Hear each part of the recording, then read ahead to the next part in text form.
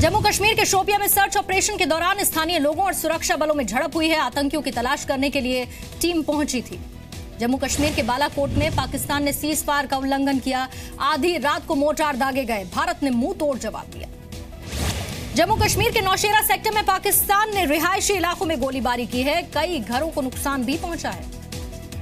श्रीनगर में रक्षा मंत्री अरुण जेटली और सेना प्रमुख जनरल बिपिन रावत के बीच बैठक हुई। सुरक्षा हालात की समीक्षा पर चर्चा।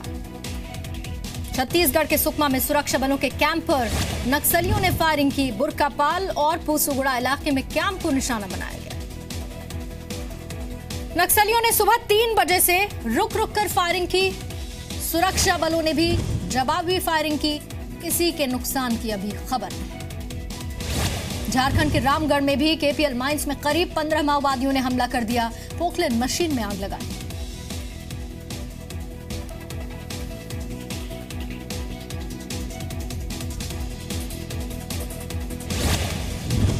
सुकमा और बीजापुर की सीमा के पास नक्सलियों के खिलाफ सुरक्षा बलों का बड़ा ऑपरेशन। सीआरपीएफ ने 15 से 20 नक्सलियों के मारे जाने का दावा किया। सीआरपीएफ के मुताबिक रेडियो ट्रांसमिशन की मदद से 15 से 20 नक्सलियों के मारे जाने की खबर मिली है, लेकिन किसी का शव बरामद नहीं हुआ है। एनकाउंटर में सुरक्षा बलों का एक जवान शहीद और 2 जवान घायल। घर भेजा गया शहीद शैलज उपाध्याय का पार्थिव शरीर।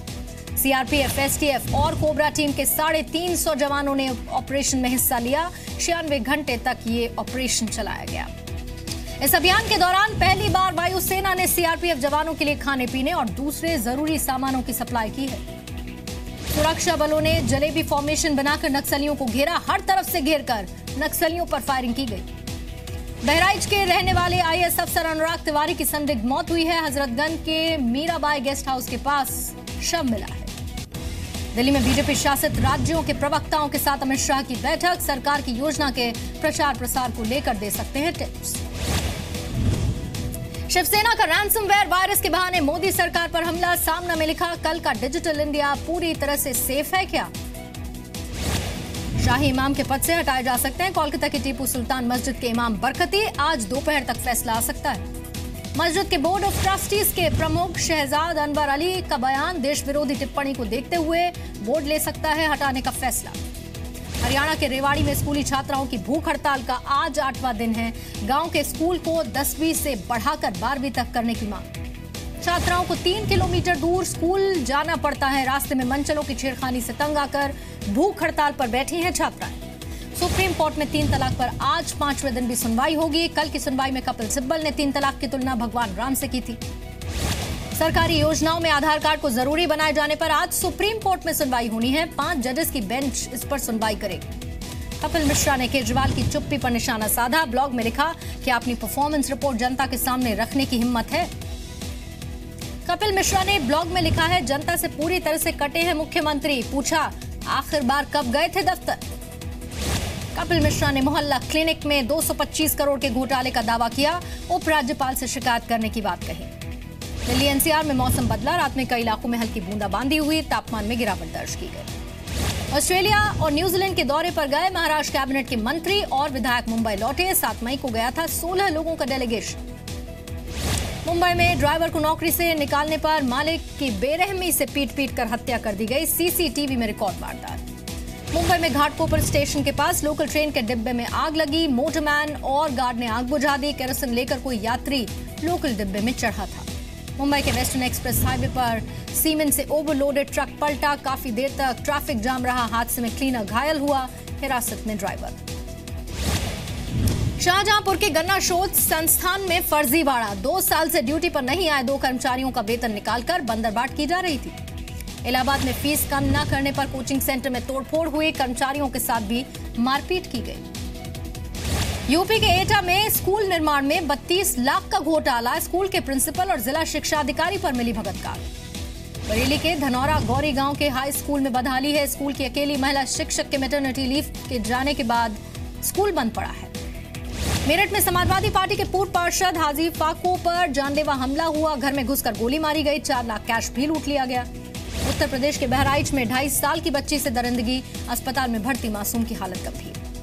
पटना के राजीव नगर में 2 सगे भाइयों को बदमाशों ने गोली मार दी। पीएमसीएच अस्पताल में भर्ती। पुलिस ने जांच शुरू की। बिहार के मधुबनी में एसटीएफ से मुठभेड़ में नामी अपराधी रणजीत डॉन ढेर हुआ। हत्या, लूट, डकैती जैसे कई मामलों में वांटेड था।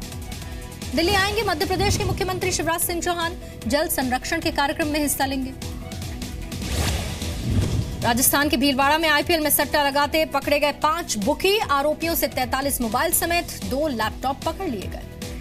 मध्य प्रदेश के अमरकंटक में नर्मदा सेवा यात्रा के समापन कार्यक्रम से लौट रहे एसएएफ जवानों का दमोह में वाहन पलट गया। 3 जवान घायल हुए। मध्य प्रदेश के बैतूल में कोल्ड ड्रिंक की बोतल में पत्थर के टुकड़े मिले हैं। खाद्य विभाग ने बोतल जब्त कर ली है। जांच के लिए सैंपल भोपाल लैब भेजा गया। असम के बैथालसू में रेप के बाद लड़की का मर्डर हुआ। गुस्साए लोगों ने विरोध प्रदर्शन किया। मणिपुर के उखरूल में शुरू हुआ Shirui festival. CM N Biren Singh ने 5 दिनों तक चलने वाले इस फेस्टिवल का उद्घाटन किया। मैदानी इलाकों में भीषण गर्मी की वजह से शिमला में सैलानियों की संख्या में इजाफा हुआ है। टूरिस्ट उद्योग से जुड़े लोगों को अच्छे बिजनेस की उम्मीद है।